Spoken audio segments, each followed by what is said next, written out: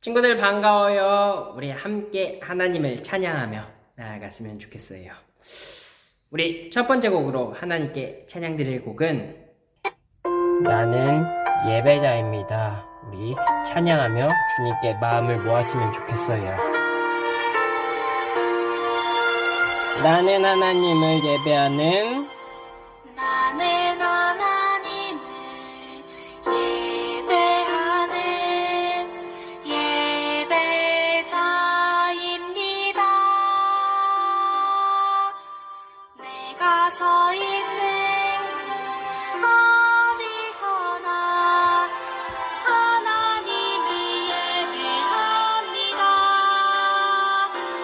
내 영혼 거룩한 은혜를 향하여 내 마음 완전한 하나님 향하여 이곳에서 바로 이 시간 하나님을 예배합니다.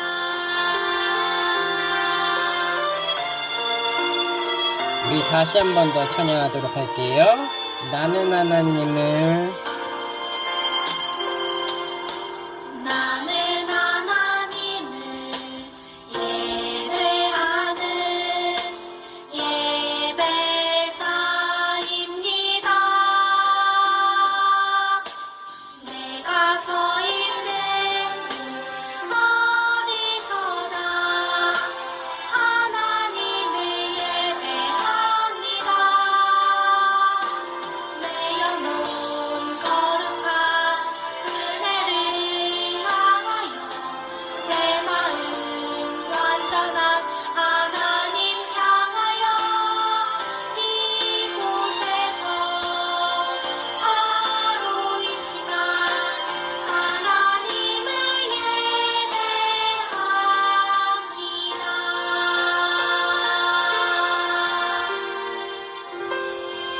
예배합니다. 아멘. 우리 그렇게 하나님을 예배하는 친구들 되었으면 좋겠어요. 우리 두 번째 곡은 하나님의 작품 찬양 부르도록 할게요.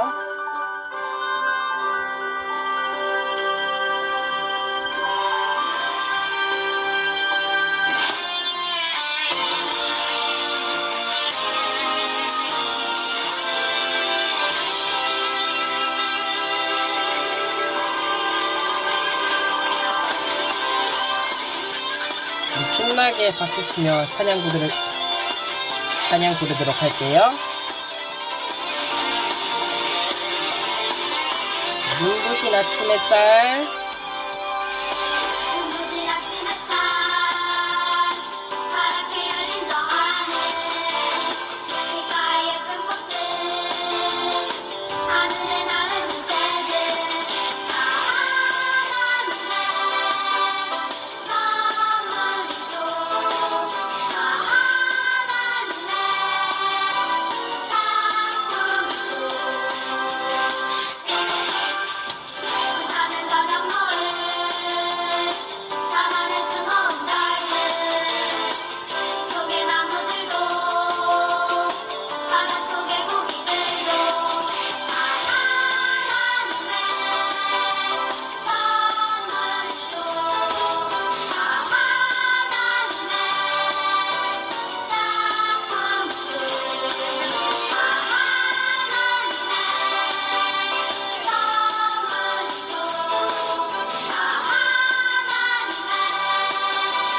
다 그 중에 가장 멋진 건 바로 너와 나 하나님의 걸작품 예수님의 복음 넌 하나님의 영상이죠. 난 하나님의 작품이죠. 넌 하나님의 영상이죠. 넌 하나님의 작품이죠.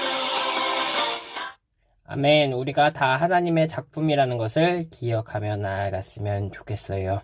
우리가 그런 하나님의 작품일 때 참 괜찮은 아이라는 것을 기억했으면 좋겠어요. 외롭고 슬플 때 외롭고 슬플 때 너는 이 말 생각해. 넌 괜찮은 아이, 참 좋은 아이. 외롭고 슬플 때 너는 이 말 생각해. 넌 괜찮은 아이, 참 좋은 아이. 산천산천 사랑해. 너를 축복해. 하나님의 소중한 보물이야. 외롭고 슬플 때 너는 이 말 생각해. 넌 괜찮은 아이, 참 좋은 아이. 산천산천 사랑해. 너를 축복해. 하나님의 소중한 보물이야. 아멘. 우리 친구들은 하나님의 보물이라는 것을 기억하면서 우리 마지막 곡은 고백하며 하나님께 집중하며 예배 나아갔으면 좋겠어요. 돌아보면 주님 거기 계셔. 돌아보면 주님 계셔. 두 눈에 안 보여도 계셔. 가끔 짜증낼 때나 또 화를 낼 때면 깜짝 놀라서 주님 찾곤 해 나는. 주님 제자 될 거야.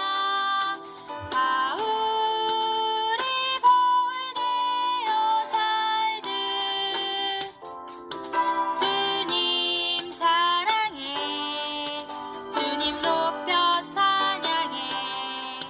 말씀대로 전도해. 태초부터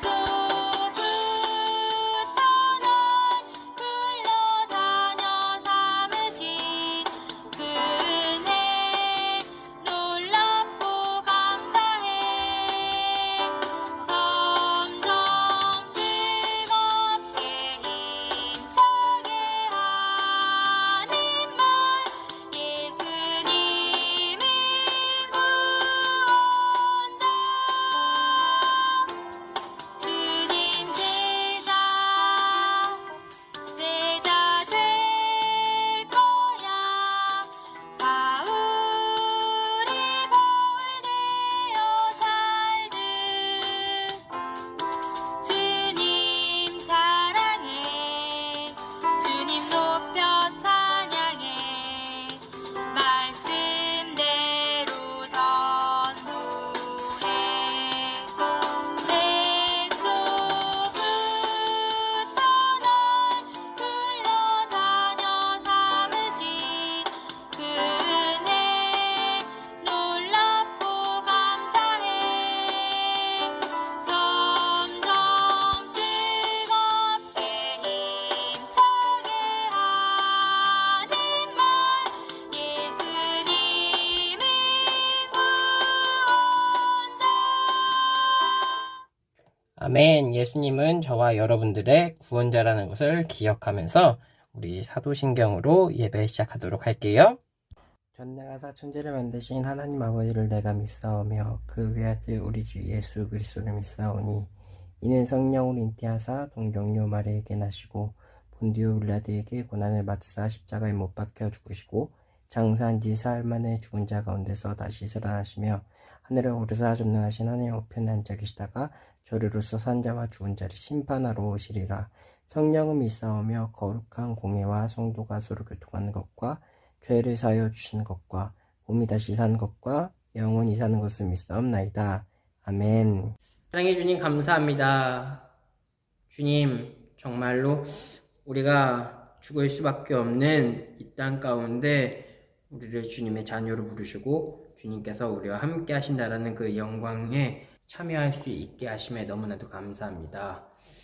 주님, 우리가 이렇게 감사한 일 투성인데 우리는 매 순간 짜증내고 불평하고 지금 있는 이 행복에 감사하지 못할 때가 너무나도 많습니다.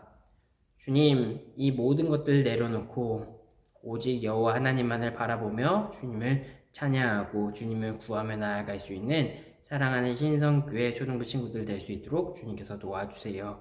주님, 예배 시작입니다. 마치는 그 시간까지 함께 할 것을 믿으며 감사드리며 예수님의 이름으로 기도드렸습니다. 아멘. 오늘의 말씀은 사무엘하 7장 1절에서부터 2절 그리고 8절에서부터 16절까지의 말씀이에요. 사무엘하 7장 1절에서부터 2절 8절에서부터 16절까지의 말씀 우리 함께 읽도록 할게요. 여호와께서 주의 모든 원수를 무찌르사 왕으로 궁에 평안히 살게 하신 때에 왕이 선지자 나단에게 이르되 볼지어다 나는 백향목 궁에 살거든 하나님의 꾀는 휘장 가운데 있도다. 그러므로 이제 내 종 다윗에게 이와 같이 말하라. 만군의 여호와께서 이와 같이 말씀하시기를 내가 너를 목장 곧 양을 따르는 데에서 데려다가 내 백성 이스라엘의 주권자로 삼고 내가 가는 모든 곳에서 내가 너와 함께 있어 내 모든 원수를 내 앞에서 멸하였은즉 땅에서 위대한 자들의 이름같이 내 이름을 위대하게 만들어 주리라. 내가 또 내 백성 이스라엘을 위하여 한 곳을 정하여 그를 심고 그를 거주하게 하고 다시 옮기지 못하게 하며 악한 종류로 전과 같이 그들을 해하지 못하게 하여 전에 내가 사사에게 명령하여 내 백성 이스라엘을 다스리던 때와 같이 아니하게 하고 너를 모든 원수에게 벗어나 편히 쉬게 하리라. 여호와가 또 내게 이르노니 여호와가 너를 위하여 집을 짓고 내 수완이 차서 내 조상들과 함께 누울 때에 내가 내 몸에서 날 내 씨를 내 뒤에 세워 그의 나라를 견고하게 하리라. 그는 내 이름을 위하여 집을 건축할 것이요 나는 그의 나라 왕위를 영원히 견고하게 하리라. 나는 그에게 아버지가 되고 그는 내게 아들이 되리니 그가 만일 죄를 범하면 내가 사람의 매와 인생의 특징으로 징계하려니와 내가 내 앞에서 물러나게 한 사울에게서 내 은총을 빼앗은 것처럼 그에게서 빼앗지는 아니하리라. 내 집과 내 나라가 내 앞에서 영원히 보존되고 내 왕위가 영원히 견고하리라 하셨다 하라. 아멘. 친구들, 마음이라는 단어의 뜻을 알고 있나요? 마음에 대한 표준 국어 사전에서는 이렇게 이야기하고 있는데 사람의 본래부터 지닌 성격이나 품성을 뜻한다라고 이야기해요. 이 말도 알 듯 모를 듯 한데 두 번째 의미에서는 조금 더 어렵게 이야기하는데 이렇게 마음을 정리하고 있어요. 마음은 사람이 다른 사람이나 사물에 대하여 감정이나 의지, 생각 따위를 일으키는 작용이나 태도라고 이야기해요. 첫 번째도 어려운데 두 번째도 굉장히 어렵게 이야기하고 있죠. 전사님이 조금 더 쉽게 이야기하자면 내가 아닌 다른 사람을 생각하면서 일어나는 행동이나 태도도 마음에 해당된다고 보면 될 것 같아요. 친구들은 일주일의 삶을 살아가다 보면은 내가 중심인 삶을 살 때가 더 많나요? 아니면 나보다 하나님이 과연 더 기뻐하시는 일이 무엇일까? 하나님이 더 원하시는 일은 무엇일까? 생각하면서 그 하나님이 원하시는 뜻대로 살아가는 일주일의 삶이 더 큰가요? 아마 대부분의 사람들이 첫 번째이지 않을까 싶어요. 이것에 대해서 우리 친구들에게 뭐라고 하는 게 아니라 전도사님도 우리 친구들과 다르지 않다라는 거예요. 전도사님도 일주일의 삶을 살아가다 보면 하나님을 생각하고 하나님이 기뻐하시는 것이 무엇인가를 생각해야 되는데 너무나도 바쁘고 너무나도 해야 되는 것들이 많기 때문에 하나님을 생각해야 될 이 시간이, 그리고 하나님이 더욱더 기뻐하시는 것이 무엇일까 하는 이러한 생각들보다 내가 원하는 것을 생각할 때가 더 많다라는 거예요. 그런데 오늘 성경에서는 하나님을 먼저 생각하고 하나님께서 기뻐하시는 것이 무엇인가를 항상 생각하면서 살았던 사람이 있었고, 그로 인해서 하나님께서 큰 축복을 약속해 주었던 이야기가 나오는데 그 사람이 누구인지 우리 함께 오늘 말씀을 통해서 알아봤으면 좋겠어요.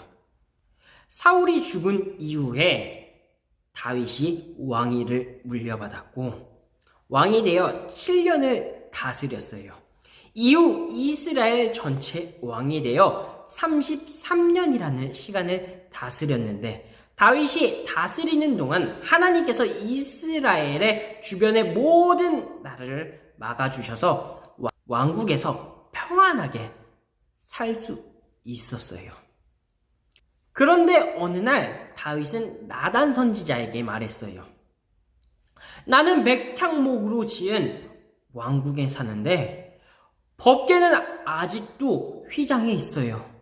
성전을 지어 옮기길 원합니다. 법궤는 하나님께서 이스라엘 가운데 함께 하시며 보호하신다라는 것을 의미해요. 다윗의 말을 들은 나단 선지자는 여호와께서 다윗과 함께 하시니 마음에 있는 대로 하라고 이야기 전달했어요. 그런데 그날 밤 하나님이 나단 선지자에게 나타나 다윗에게 전하라고 말씀하셨어요. 그 내용은 하나님은 출애굽기 이후부터 장막과 성막 안에서 다녔고 누구에게나 백향목 집을 건축해달라고 하신 적이 없으셨다라는 거예요. 하나님은 다윗이 제안한 성전 건축 계획을 허락하지 아니하셨다라는 거예요. 다윗은 순수하게 하나님의 성전을 짓기를 원했어요. 이스라엘이 성전이 없다고 하나님께서 섭섭해하신 것이 아니에요. 그런데도 다윗은 하나님이 거하시는 그 곳에 더욱더 좋은 곳에 머물기 원했기에 백향목 집으로 건축한 성전을 짓기를 원했다라는 거예요.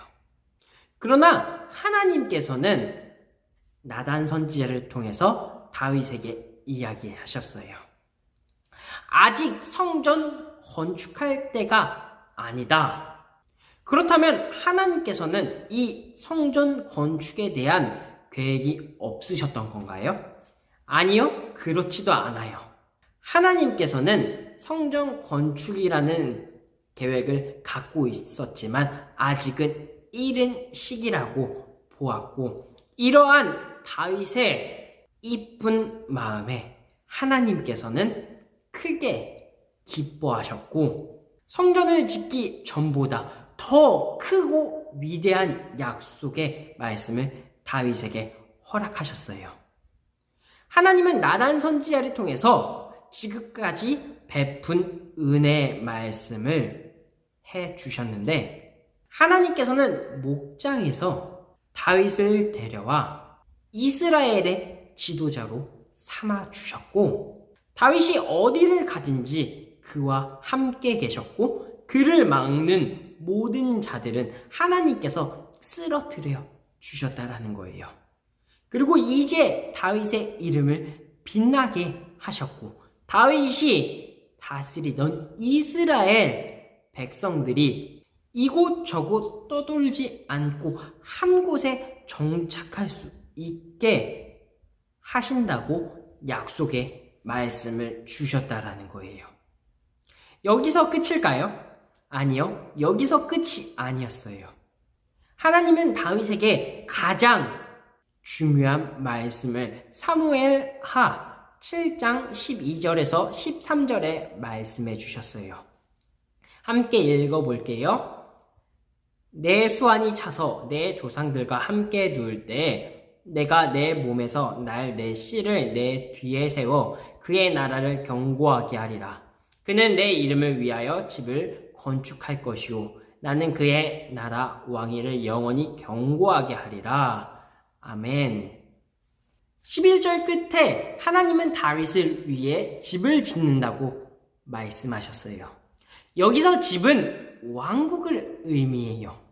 이전까지 아버지의 뒤를 이어서 왕이 되었던 사람은 단 한 사람도 없었죠. 그런데 하나님께서 다윗에게 왕국을 주시겠다고 오늘 말씀하셨다라는 거예요. 그리고 12절에 보면 다윗에게 내 몸에서 내 씨를 내 뒤에서 세워라고 말씀하셨어요.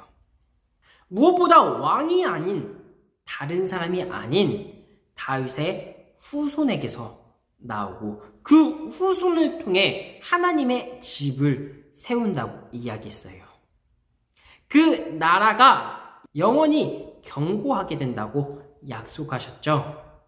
이 말의 뜻은 그의 아들은 솔로몬이지만 그의 후손이 세상에 견고히 하실 바로 우리가 믿고 있는 그분 예수님이라는 사실이라는 거예요. 즉 다윗의 후손에서 하나님의 계보가 태어날 것이라고 이야기한다라는 거예요. 다윗은 단지 성전을 위한 작은 마음, 이 작은 마음 하나를 품고 있었지만 하나님은 예수 그리스도가 오실 다윗의 가문을 주셔서 하나님의 나라를 주시겠다라고 응답하셨다라는 거예요. 다윗의 후손을 통해 메시아 계획을 이룬다는 큰 축복을 약속하셨다라는 거예요. 또한 하나님은 은총을 빼앗지 않는다라고 이야기하셨죠. 이 은총이라는 단어는 히브리어로 헤세드라고 이야기해요. 이 헤세드는 사울 왕이 잘못된 행동을 했을 때 헤세드라는 단어를 빼앗았지만 지금 하나님께서 다윗에게 이 헤세드를 빼앗지 않는다라고 약속하고 있다라는 거예요. 이 말씀을 하나님의 성품, 하나님께서 약속하신 그 모든 것들은 꼭 이루어 주신다라고 말씀하셨던 것인데 아브라함에게 가나안 땅을 약속하셨던 그 약속만큼 지금 다윗에게 약속하고 있는 이 약속도 굉장히 중요하다라는 거예요. 왜? 다윗 왕 이후에 이스라엘 왕국의 역사는 이 약속으로 이루어지는 하나님의 계획을 보여주기 때문이에요. 하나님은 다윗과 약속하시고 16절에 말씀하셨어요. 내 집과 내 나라가 내 앞에서 영원히 보존되고 내 왕위가 영원히 견고하리라 하셨다 하라. 아멘. 하나님은 다윗과 약속하셨고 이 약속이 실패하지 않을 거라고 말씀하고 있다라는 거예요. 하나님께서는 약속을 저버리시는 분이 아니에요. 만일 다윗의 후손이 잘못했다 할지라도 그 잘못의 징계는 있지만 결코 다윗의 자손을 버리지 않겠다라고 하는 하나님의 굳건한 약속의 말씀이라는 거예요. 우리 사랑하는 신성교회 초등부 친구들, 우리는 주일날 특히 예배 시간에 하나님께 기도하고 찬송 부르고 말씀을 듣죠. 이때 하나님을 생각하지 않는 사람은 없을 거예요. 하지만 이 예배가 끝난 이후 우리의 삶을 돌아본다면 우리가 하나님을 얼마나 생각하고 하나님을 사랑하고 있는지 다시 한 번 더 돌아보고 생각해 보았으면 좋겠어요. 오늘 성경에 나왔었던 다윗이 백향목 성전을 짓겠다고 생각할 수 있었던 이유는 일주일에 한 번 하나님을 생각하고 하나님을 기도하고 찬양하며 하나님의 말씀을 보았다면 절대 생각할 수 없었을 거예요. 다윗이 이러한 생각을 할 수 있었던 이유는 매일매일의 삶에서 하나님을 생각하고 하나님을 어떻게 하면 기쁘게 할 수 있을까를 고민하고 생각했기 때문에 다윗은 성전을 짓겠다라는 결론을 낼 수 있었다라는 거예요. 사랑하는 신성교회 초등부 친구들, 어떻게 하면 하나님을 기쁘게 할 수 있을까를 고민하며 나아갈 수 있는 친구들이 되었으면 좋겠어요. 내가 쓰레기를 줍는다면 하나님께서 좋아하시겠지? 내가 친구에게 욕하면 하나님이 기뻐하시겠지? 내가 친구와 싸우면 하나님이 행복하실 거야. 이러한 생각들을 하다 보면은 내가 쓰레기 줍는 이 행동이 하나님께 기쁨이 되고 남에게 욕을 하는 그 행동이 하나님이 절대 기뻐하지 않는 행동이라는 것을 알 수 있으며 친구와 싸우고 선생님 말을 듣지 않을 때 하나님께서 그것에 대해 가슴 아파하실 거라는 것을 생각하다 보면은 내 행동 하나하나에서 하나님을 생각할 수 있고 하나님이 기뻐하시는 일이 무엇인가에 대해서 알 수 있게 된다라는 거예요.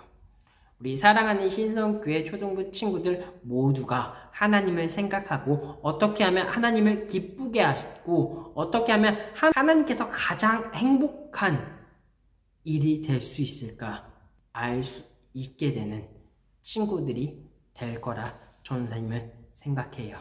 우리 함께 기도하며 오늘 예배 마치도록 할게요. 사랑의 하나님 참으로 감사합니다. 오늘 우리가 함께 다윗의 삶을 돌아봤습니다. 주님, 다윗은 하나님을 항상 생각하고 하나님을 어떻게 하면 기쁘게 할 수 있을까를 묵상했다라고 오늘 성경을 통해 같이 보았습니다. 주님, 우리가 하나님을 생각하며 하나님을 어떻게 하면 기쁘게 할 수 있을까 생각하며 묵상하며 나아갈 수 있는 사랑하는 신성교회 초등부 친구들 될 수 있게 도와주세요. 주님, 말씀을 마치고 세상 가운데 돌아갑니다. 세상 가운데서도 주님을 사랑한다고 고백하고 주님을 가장 먼저 신뢰하며 생각할 수 있는 사랑하는 친구들 되게끔 도와주세요. 감사합니다. 예수님의 이름으로 기도드렸습니다. 아멘. 친구들, 광고 시간이에요. 코로나 확진자 수가 굉장히 올라가고 있어요. 지금 영상을 찍는 이 2월 23일 수요일만 하더라도 지금 확진자 수가 17만 명이 이른다고 해요. 우리 친구들 이 코로나 환경 속에서 손과 발을 잘 닦고 마스크 잘 써가지고 내 몸을 잘 돌볼 수 있었으면 좋겠어요. 또한 지금 독감이 유행한다고 해요. 우리 친구들 아프지 않았으면 좋겠어요. 그리고 만약에 아프다면은 전사님에게 꼭 이야기해주면 우리 친구들을 위해서 전사님이 기도하도록 할게요. 우리 다음 주에도 예배 늦지 말고 하나님을 찬양하고 하나님을 생각하며 하나님께서 어떻게 하면 기뻐하시는 일일까를 묵상하며 나아가는 사랑하는 신성교회 초등부 친구들 되었으면 좋겠어요. 주기도문 할게요. 하늘에 계신 우리 아버지여, 이름이 거룩히 여김을 받으시오며 나라의 임하옵시며 뜻이 하늘에서 이루어진 것 같이 땅에서도 이루어지이다. 오늘날 우리에게 일용할 양식을 주옵시고 우리가 우리에게 죄 지은 자를 사하여 준 것 같이 우리의 죄를 사하여 주옵시고 우리를 시험에 들게 하지 마시옵고 다만 악에서 구하옵소서. 대개 나라와 권세와 영광이 아버지께 영원히 있사옵나이다. 아멘. 친구들 다음 주에 또 만나요. 안녕.